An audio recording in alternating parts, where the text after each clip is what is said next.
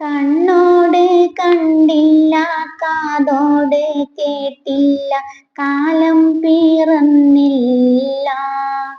പാപീവൻ പോമൊത്ത് വാഴും മദീന മലർവനിൽ ഒരു വട്ടം ചെന്നീല. കരളിൻ്റെ കരളായ ത്വാഹ റസൂലോട് കഥനങ്ങൾ ചൊല്ലിടാം.